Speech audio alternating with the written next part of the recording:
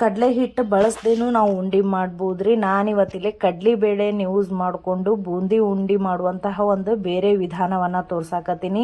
ನಾವು ಸಣ್ಣವರಿದ್ದಾಗ ಲಗ್ನ ಟೈಮ್ನಾಗ ಆಮೇಲೆ ಮನೆಗೆ ಯಾವುದೇ ಫಂಕ್ಷನ್ ಆದರೂ ಈ ಉಂಡೆಯನ್ನು ಕಂಪಲ್ಸರಿ ಮಾಡ್ತಿದ್ದರಿ. ಬಟ್ ಇವಾಗ ಬೇರೆ ಬೇರೆ ಸಿಹಿಗಳು ಬಂದು ಅಂದ್ರೆ ಸ್ವೀಟ್ಸ್ ಬೇರೆ ಬೇರೆ ಬಂದು ಇದನ್ನು ಈಗ ಮಾಡೋದು ಭಾಳ ಕಡಿಮೆ ಆಗೈತಿ. ಹಾಗಾದ್ರೆ ಹೇಗೆ ಮಾಡೋದು ಅಂತ ತೋರಿಸ್ತೀನಿ ರೀ. ವಿಡಿಯೋನ ಸ್ಕಿಪ್ ಮಾಡ್ದೇನೆ ಪೂರ್ತಿ ವಿಡಿಯೋಗಳನ್ನು ನೋಡ್ರಿ. ಹಾಗಾದ್ರೆ ಸ್ಟಾರ್ಟ್ ಮಾಡೋಣ ಬರ್ರಿ. ಎಲ್ಲರಿಗೂ ನಮಸ್ಕಾರ. ನಾನು ನಿಮ್ಮ ಪ್ರೀತಿಯ Gowri Kumaraswamy. Welcome back to my channel Gowri Shivamath kitchen blogs. ಯಾರೆಲ್ಲ ಹೊಸದಾಗಿ ನನ್ನ ಚಾನಲನ್ನು ನೋಡಾಕತ್ತಿರಲ್ಲ, ದಯವಿಟ್ಟು ನನ್ನ ಚಾನಲನ್ನು ಸಬ್ಸ್ಕ್ರೈಬ್ ಮಾಡಿ ನೋಡ್ರಿ. ಅದೇ ರೀತಿ ಬೆಲ್ ಐಕಾನನ್ನು ಒತ್ತಿ. ಹಾಗೆ ಒತ್ತಿದಾಗ ಮಾತ್ರ ನಾನು ಹಾಕುವಂಥ ಹೊಸ ಹೊಸ ವಿಡಿಯೋಗಳ ನೋಟಿಫಿಕೇಶನ್ ನಿಮಗೆ ಬರ್ತಾವು. ಅದೇ ರೀತಿ ನನ್ನ ಇನ್ಸ್ಟಾಗ್ರಾಮ್ ಪೇಜು, ಫೇಸ್ಬುಕ್ ಪೇಜನ್ನು ಫಾಲೋ ಮಾಡ್ರಿ. ನಮ್ಮ ಹೊಲದಾಗ ನಾವು ಕಡ್ಲಿಯನ್ನು ಬೆಳಿತೀವ್ರಿ. ಸೊ ಅದೇ ಕಡ್ಲೆಯನ್ನು ನಾನು ಮನೆಗೆ ಒಂದು ವರ್ಷಕ್ಕೆ ಬೇಕಾಗುವಷ್ಟು ಕಡಲೆಬೇಳೆಯನ್ನು ಒಡಿಸಿಟ್ಟಿರ್ತೀನಿ. ಸೊ ಅದೇ ಕಡಲೆಬೇಳೆಯನ್ನು ಯೂಸ್ ಮಾಡಿಕೊಂಡು ನಾನಿವತ್ತು ಉಂಡೆಯನ್ನು ಮಾಡಾಕತ್ತೀನಿ ರೀ. ಸೊ ಯಾವುದೇ ರೀತಿ ಹೊರಗಡೆ ತಂದಂಥ ಅಂದ್ರೆ ಅಂಗಡಿಲಿತ್ರ ತಂದಂಥ ಹಿಟ್ಟನ್ನು ನಾನು ಇಲ್ಲಿ ಯೂಸ್ ಮಾಡಾಕತ್ತಿಲ್ಲ. ಮನೆಯಲ್ಲಿರುವ ಕಡಲೆಬೇಳೆಯನ್ನು ಯೂಸ್ ಮಾಡ್ಕೊಂಡು ನಾವು ಉಂಡೆ ಮಾಡಾಕತ್ತೀನಿ ರೀ. ಭಾಳ ಹೆಲ್ದಿ ರೀ, ಮಕ್ಕಳಿಗೆ ಭಾಳ ಇಷ್ಟ ಆಗ್ತದ. ಸೊ ಯಾವ ರೀತಿ ಮಾಡೋದು ಅಂತ ನಾನಿವತ್ತು ವಿಡಿಯೋ ನಿಮ್ಮ ಜೊತೆ ಶೇರ್ ಮಾಡ್ಕೋತೀನಿ. ಆದ್ರೆ ವಿಡಿಯೋ ನೋಡ್ಬೇಕಾದ್ರೆ ದಯವಿಟ್ಟು ಚಾನಲನ್ನು ಸ್ಕಿಪ್ ಮಾಡಿದೆ ಅಂದ್ರೆ ನನ್ನ ವಿಡಿಯೋನ ಸ್ಕಿಪ್ ಮಾಡ್ದೇನೆ ಪೂರ್ತಿ ರೆಸಿಪಿಯನ್ನು ನೋಡ್ರಿ. ಹಾಗೆ ಸಪೋರ್ಟ್ ಮಾಡ್ರಿ. ಅದೇ ರೀತಿ ಯಾರೆಲ್ಲ ಬಿಜಾಪುರ ಮುದ್ದೇಬಿಹಾಳಲಿಂತ್ರ ನೋಡಕತ್ತಿರಲ್ಲ, ಹಾಯ್ ಅಂತ ಕಮೆಂಟ್ ಮಾಡ್ರಿ. ಆಮೇಲೆ ನನ್ನ ಚಾನಲ್ಗೆ ಸಪೋರ್ಟ್ ಮಾಡೋದನ್ನ ಮರಿಬೇಡ್ರಿ. ಸೊ ನೋಡ್ರಿ, ಈಗ ಕಡಲೆಬೇಳೆಯಿಂದ ನಾನು ಈ ರೀತಿ ಉಂಡೆಯನ್ನು ಮಾಡಿದ್ದೀನಿ ರೀ. ತುಂಬಾನೇ ರುಚಿಯಾಗಿತ್ತು, ಹೆಲ್ದಿ ಕೂಡ. ಸೊ ಇದನ್ನ ನೀವು ಮಕ್ಕಳಿಗೆ ಮಾಡಿ ತಿನ್ನಿಸ್ಬೋದು. ಸೊ ಇವಾಗೆಲ್ಲ ಸ್ಕೂಲ್ನು ಸ್ಟಾರ್ಟ್ ಆಗ್ತದಲ್ರಿ. ಸೊ ಮಕ್ಕಳಿಗೆ ಲಂಚ್ ಬಾಕ್ಸ್ಗೆ ಕೂಡ ನೀವು ಇದನ್ನ ಹಾಕಿ ಕಳಿಸ್ಬೋದು. ಸೊ ಈ ವಿಡಿಯೋನ ಅಂದ್ರೆ ಈ ರೆಸಿಪಿಯನ್ನ ಯಾವ ರೀತಿ ಮಾಡೋದು ಅಂತ ನಿಮ್ಗೆ ನಾನು ಈಗ ತೋರಿಸ್ತೀನಿ. ಹಾಗಾದ್ರೆ ವಿಡಿಯೋ ಸ್ಟಾರ್ಟ್ ಮಾಡೋಣ ಬರ್ರಿ.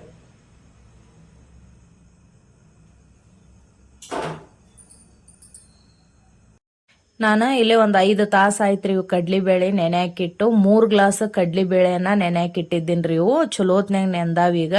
ಸೊ ಇದನ್ನ ಯಾವುದೇ ರೀತಿ ನೀರು ಇರ್ಲಾರ್ದಂಗ ನಾವು ಸೋಸಿ ತೆಗೆದಿಟ್ಬಿಡೋಣ್ರಿ. ಸೋಸೋದಕ್ಕೆ ನಾನಿಲ್ಲೇ ಒಂದು ಸಾನಿಗೆನ ತಗೊಂಡಿನಿ. ಸೊ ಅದನ್ನ ಇದ್ರೊಳಗೆ ಹಾಕಿ ಯಾವುದೇ ಥರ ನೀರು ಇರ್ಲಾರ್ದಂಗ ಚಲೋತ್ನಾಗಿ ಸೋಸ್ಕೊಂಡ್ಬಿಡೋಣ್ರಿ. ಸೊ ಇವು ನಮ್ಮ ಹೊಲದಲ್ಲೇ ಬೆಳೆದಂತಹ ಕಡ್ಲಿ ರೀ. ಸೊ ಅದನ್ನ ನಾನು ಒಂದು ವರ್ಷಕ್ಕಾಗುವಷ್ಟು ಕಡ್ಲಿ ಬೇಳೆಯನ್ನ ಮನ್ಯಾಗನ ಮಾಡಿಸಿಟ್ಬಿಟ್ಟಿರ್ತೀನಿ ನಾನು. ಸೊ ಅದರಿಂದನ ನಾನು ಈ ಒಂದು ಉಂಡಿ ರೆಸಿಪಿಯನ್ನ ಮಾಡಾಕತ್ತೀನಿ ರೀ. ಸೊ ಇದನ್ನ ಇವಾಗ ನಾವು ನುಣ್ಣಗ ರುಬ್ಕೋಬೇಕಾಗತ್ರಿ. ಅದಕ್ಕೆ ಒಂದು ಇಲ್ಲೇ ಜಾರನ್ನ ತಗೊಂಡಿನಿ. ಸೊ ನಾನಿಲ್ಲೇ ಸ್ವಲ್ಪನೇ ಕಡ್ಲಿಯನ್ನ ಹಾಕೋತ ಸ್ವಲ್ಪನೇ ರುಬ್ಕೋತ ಹೋಗುಣ್ರಿ. ಇದನ್ನ ಚಲೋತ್ನಾಗಿ ನುಣ್ಣಗ ರುಬ್ಕೋಬೇಕಾಗತ್ರಿ. ಸೊ ಒಂದ್ಸಲ ಈ ತರ ಗ್ರೈಂಡರ್ಗೆ ಹಾಕಿ ತೆಗೆದ್ಮೇಲೆ ನೀವು ಸ್ವಲ್ಪನೇ ನೀರು ಹಾಕೋತಾ ರುಬ್ಕೋಬಹುದು. ಸೊ ನಾನಿಲ್ಲೇ ಒಂದು ಸಣ್ಣ ವಾಟಗಾಯಿಂದ ಸ್ವಲ್ಪನೇ ನೀರನ್ನು ಹಾಕೊಳಕತ್ತೀನಿ ರೀ. ನೋಡ್ರಿ, ಈ ಥರ ರುಬ್ಕೊಂಡ್ಬಿಡ್ಬೇಕು. ಸ್ವಲ್ಪ ಅದು ಚಲೋತ್ನಾಗಿ ನುಣ್ಣಗ ರುಬ್ಬಬೇಕ್ರಿ ಅದು. ನೋಡ್ರಿ ಈ ಥರ. ಸೊ ಇನ್ನೂ ಆಗಿಲ್ರಿ, ಇನ್ನೊಂದ್ಸಲ ಹಾಕೊಂಡ್ಬಿಡ್ತೀನಿ. ಇವಾಗ ರೆಡಿ ಆಗೈತೆ ನೋಡ್ರಿ. ಇದನ್ನು ನಾನಿಲ್ಲೇ ಒಂದು ಬೇರೆ ಪಾತ್ರೆ ಒಳಗೆ ತೆಗೆದಿಟ್ಕೊಂಡ್ಬಿಡ್ತೀನಿ ಈಗ. ಸೊ ಇದೇ ರೀತಿ ಉಳಿದೆಲ್ಲ ಕಡ್ಲಿ ಬೇಳೆಗಳನ್ನು ನಾವು ರುಬ್ಕೊಂಡ್ಬಿಡೋಣಂತ. ಸೊ ಆದಷ್ಟು ಮನೆಯಲ್ಲೇ ಮಾಡೋದಕ್ಕೆ ಪ್ರಯತ್ನ ಮಾಡಿರಿ. ಯಾಕಂದ್ರೆ ಇವಾಗ ಹೊರಗಿಂದೆಲ್ಲ ಆರೋಗ್ಯಕ್ಕೆ ಮಕ್ಕಳಿಗೆ ಅಷ್ಟು ಒಳ್ಳೆಯದಲ್ಲ. ಬಹಳಷ್ಟು ಕೆಮಿಕಲ್ಗಳನ್ನು ಹಾಕಿರ್ತಾರ್ರಿ. ಆಮೇಲೆ ಸ್ವಚ್ಛತೆಯಿಂದ ಮಾಡಿರೋದಿಲ್ಲ. ಸೊ ಮಕ್ಕಳಿಗೆ ಈ ಥರ ಇದ್ದು ಹೊತ್ನ್ಯಾಗ ಅವರಿಗೆ ಒಂದು ಹೊಟ್ಟೆ ಪ್ರಾಬ್ಲಮನ್ನು ಸ್ಟಾರ್ಟ್ ಆಗ್ತದ ಮತ್ತು ಆರೋಗ್ಯನೂ ಕೆಡ್ತೈತಿ ಮಕ್ಕಳಲ್ಲಿ. ಸೊ ಅದಕ್ಕೆ ನಾನಿಲ್ಲೇ ಹೆಚ್ಚಾಗಿ ಮನೆಯಲ್ಲೇ ಮಾಡೋದಕ್ಕೆ ಪ್ರಯತ್ನ ಮಾಡ್ತಿರ್ತೀನಿ ರೀ. ಸೊ ಇದೇ ಥರ ಉಳ್ಕಿದೆಲ್ಲ ಕಡ್ಲಿ ಬೇಳೆಯನ್ನು ನುಣ್ಣಗ ನಾನೀಗ ರುಬ್ಕೊಂಡು ಈ ಒಂದು ಪಾತ್ರೆ ಒಳಗೆ ಹಾಕೊಳಕತ್ತೀನಿ. ಸೊ ಈಗ ನಾನು ಸ್ವಲ್ಪ ಎಣ್ಣೆಯನ್ನು ಕಾಯಕ್ಕೆ ಇಟ್ಕೊಂಡ್ಬಿಡ್ತೀನಿ ರೀ. ನಾನಿಲ್ಲೇ ಒಂದು ಸ್ವಲ್ಪ ಎಣ್ಣೆನ ಹಾಕೊಳಕತ್ತೀನಿ ಕರಿಯೋದಕ್ಕೆ. ನಾನಿಲ್ಲಿ ಇದನ್ನು ಐರನ್ ಕಡಾಯಿಯನ್ನು ತೊಗೊಂಡಿನಿ ರೀ. ಇದು ನಾನು ಮಿಶೋದಾಗ ತೊಗೊಂಡಿದ್ದು. ಭಾಳ ಚಲೋ ಐತ್ರಿ. ಯಾವುದೇ ಕರಿಯುವಂಥ ಪದಾರ್ಥಗಳಿದ್ರೂ ನಾ ಇದ್ರಾಗೆ ಕರಿತೀನಿ. ಒಂದು ಇದ್ರೊಳಗೆ ಸುತ್ತಲೂ ಕಪ್ಪಾಗೋದಿಲ್ರಿ. ಆಮೇಲೆ ಒಂದು ಸಲ ಎಣ್ಣೆ ಕಾಯ್ತಂದ್ರೆ ನೀವು ಸಣ್ಣಗಿಟ್ರೂ ಇದ್ರಾಗ ಕರಿಬೋದು. ಆಮೇಲೆ ಒಟ್ಟ ಹೊಗೆ ಆಡಂಗಿಲ್ರಿ ಇದು. ಸೊ ಅದಕ್ಕೆ ನಾನಿಲ್ಲೇ ಒಂದು ಕಾಸ್ಟ್ ಐರನ್ ಕಡಾಯಿಯನ್ನು ತೊಗೊಂಡಿದ್ದೀನಿ ರೀ. ಸೊ ನೀವೇನು ಅದನ್ನು ರುಬ್ಬಿಟ್ಕೊಂಡಿರಲ್ಲ, ಸ್ವಲ್ಪ ಅದನ್ನು ಸ್ಪೂನ್ಲಿತ್ರ ಈ ಥರ ಮಿಕ್ಸ್ ಮಾಡ್ಕೊಂಡ್ಬಿಡ್ಬೇಕು. ಒಮ್ಮೆ ಮಿಕ್ಸ್ ಮಾಡಿಕೊಂಡು ಸ್ವಲ್ಪನೇ ಈ ಥರ ಬಜ್ಜಿ ಆಕಾರದೊಳಗನ ಅದನ್ನು ಎಣ್ಣೆಗೆ ಕರ್ಕೋಬೇಕು. ಸೊ ಇದಕ್ಕೆ ನಾ ಯಾವುದೇ ರೀತಿ ಉಪ್ಪು ಆಮೇಲೆ ಏನೂ ಹಾಕಾಕತ್ತಿಲ್ರಿ. ರುಬ್ಬಿದಂಥದ್ದನ್ನು ಎಣ್ಣೆ ಒಳಗನ ಹಾಕಿ ಈ ಥರ ಕರಿಯಾಕತ್ತೀನಿ.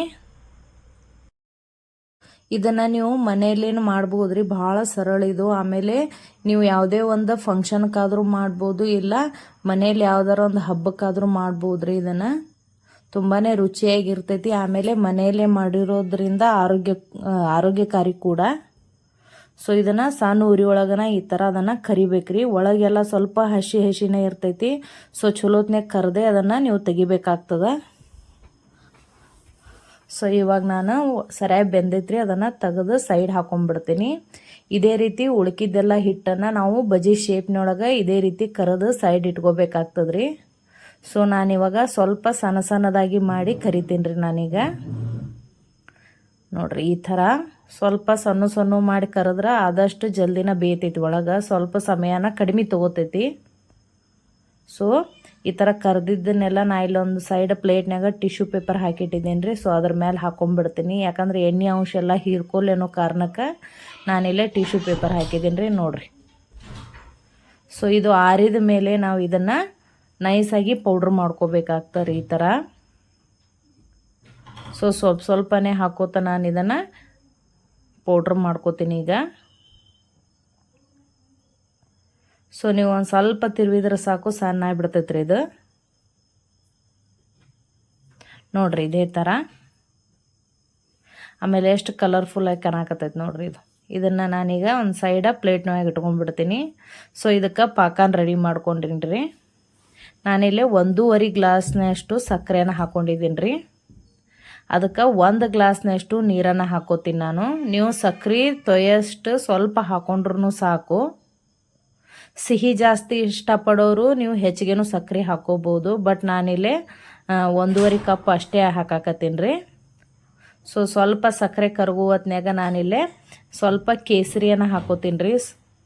ಯಾವುದೇ ಆರ್ಟಿಫಿಷಿಯಲ್ ಕಲರನ್ನು ನಾನಿಲ್ಲಿ ಯೂಸ್ ಮಾಡಾಕತ್ತಿಲ್ಲ ರೀ. ಸೊ ಕೇಸರಿ ದಳಗಳಿದ್ದು ನನ್ನ ಕಡೆ, ಸೊ ಅದನ್ನು ಹಾಕಾಕತ್ತೀನಿ. ಸೊ ಇದೊಂದು 5 ನಿಮಿಷ ಕುದಿಬೇಕಾಗ್ತದೆ. ಯಾಕಂದ್ರೆ ಸಕ್ಕರೆ ಕರಗೋ ಮಟ ಕುದಿಸಿದ್ರೆ ಸಾಕಿದು. ಸೊ ನೋಡ್ರಿ ಈಗ ಕುದಿಯಾಕತ್ತೈತಿ. ಈಗ ನೀವೇನು ಗ್ರೈಂಡರ್ಗೆ ಹಾಕಿ ಪುಡಿ ಮಾಡಿ ಇಟ್ಕೊಂಡು ಎಲ್ರಿ, ಅದನ್ನು ನಿಧಾನವಾಗಿ ಈಗ ನಾವು ಇದ್ರಾಗ ಹಾಕಿ ಮಿಕ್ಸ್ ಮಾಡ್ಕೊಂಬಿಡೋಣ. ನೋಡ್ರಿ ಇದೇ ರೀತಿ ಸ್ವಲ್ಪ ಗ್ಯಾಸನ್ನು ಸಣ್ಣ ಉರಿ ಒಳಗನ ಇಟ್ಕೋರಿ. ಸೊ ಈ ಥರ ಹಾಕಿ ಚಲೋತ್ನಾಗಿ ಮಿಕ್ಸ್ ಮಾಡ್ಕೊಂಬಿಡ್ರಿ. ಆಮೇಲೆ ಯಾರೆಲ್ಲ ಹೊಸದಾಗಿ ನನ್ನ ಚಾನಲನ್ನು ನೋಡಾತಿರಲ್ಲ, ದಯವಿಟ್ಟು ನನ್ನ ಚಾನಲನ್ನು ಸಬ್ಸ್ಕ್ರೈಬ್ ಮಾಡೋದನ್ನು ಮರಿಬೇಡ್ರಿ. ಆಮೇಲೆ ಪೂರ್ತಿ ವಿಡಿಯೋನ ನೋಡ್ರಿ. ಅದೇ ರೀತಿ ನನ್ನ ಇನ್ಸ್ಟಾಗ್ರಾಮ್ ಪೇಜು, ಫೇಸ್ಬುಕ್ ಪೇಜನ್ನು ಫಾಲೋ ಮಾಡಿರಿ. ವಿಡಿಯೋನ ಲೈಕ್ ಮಾಡಿರಿ, ಶೇರ್ ಮಾಡಿರಿ, ಹಾಗೆ ಕಮೆಂಟ್ ಮಾಡಿರಿ. ಸೊ ಉಳಿದೆಲ್ಲನೂ ಹಾಕಿ ನಾನು ಇನ್ನೊಂದು ಸಲ ಮಿಕ್ಸ್ ಮಾಡ್ಕೊಂಡ್ಬಿಡ್ತೇನೆ ರೀ. ಮಿಕ್ಸ್ ಮಾಡಿದ ನಂತರ ಒಂದು 2 ನಿಮಿಷ ಆಗನ ಗ್ಯಾಸನ್ನು ಆಫ್ ಮಾಡ್ಕೊಂಡ್ಬಿಡ್ತೀನಿ. ಸೊ ಇದನ್ನು ನಾವೀಗ ಆರೋದಕ್ಕೆ ಬಿಟ್ಬಿಡೋಣ್ರಿ. ಸೊ ಭಾಳ ಸುಡ್ತಿರ್ತೈತಲ್ರಿ, ಉಂಡೆ ಕಟ್ಟಕ್ಕೆ ಬರಂಗಿಲ್ಲ ಇದು. ಎಲ್ಲ ಈ ಥರ ಮಿಕ್ಸ್ ಮಾಡಿದ ನಂತರ ನಾವು ಒಂದು 5 ನಿಮಿಷ ಅಥವಾ ಒಂದು 10 ನಿಮಿಷ ಆರೋದಕ್ಕೆ ಬಿಟ್ಬಿಡೋಣ. ಇನ್ನು ಉಂಡೆ ಕಟ್ಟಕ್ಕತ್ತೀನಿ ರೀ. ಆಗಲೇ ನನ್ನ ಮಗ ತಿನ್ನೋದಕ್ಕೆ ಬಂದುಬಿಟ್ಟ. ಸೊ ಅವನಿಗೆ ಭಾಳ ಇಷ್ಟ ರೀ ಇದು. ಸೊ ನೀವು ಸಹ ಒಂದು ಸಲ ಮನೆಯಲ್ಲಿ ಟ್ರೈ ಮಾಡಿರಿ. ಆಮೇಲೆ ಇದು ಹೇಗಿತ್ತು ಅಂತ ನನಗೆ ಕಮೆಂಟ್ ಮೂಲಕ ತಿಳಿಸಿ ಹೇಳ್ರಿ. ಸೊ ಇವಾಗ ಆರೈತ್ರಿ. ಇದನ್ನು ಒಂದೊಂದಾಗಿ ನಾನು ಉಂಡೆ ಕಟ್ಟೋದಕ್ಕೆ ಸ್ಟಾರ್ಟ್ ಮಾಡ್ತೀನಿ ಈಗ. ಸೊ ಮಕ್ಕಳಿಗೆ ಭಾಳ ಇಷ್ಟ ಆಗ್ತದೆ ರೀ, ಮನೇಲಿ ದೊಡ್ಡವ್ರಿಗೂ ಇಷ್ಟ ಆಗ್ತದೆ.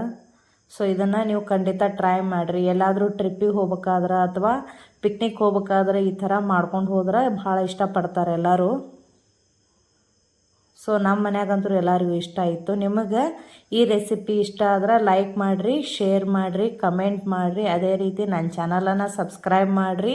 ಆಮೇಲೆ ನನ್ನ ಇನ್ಸ್ಟಾಗ್ರಾಮ್ ಪೇಜು, ಫೇಸ್ಬುಕ್ ಪೇಜನ್ನು ಫಾಲೋ ಮಾಡಿರಿ. ಆಮೇಲೆ ವಿಡಿಯೋ ಪೂರ್ತಿ ನೋಡಿರಿ. ವಿಡಿಯೋ ನೋಡಿದ್ದಕ್ಕೆ ಧನ್ಯವಾದಗಳು. Thank you.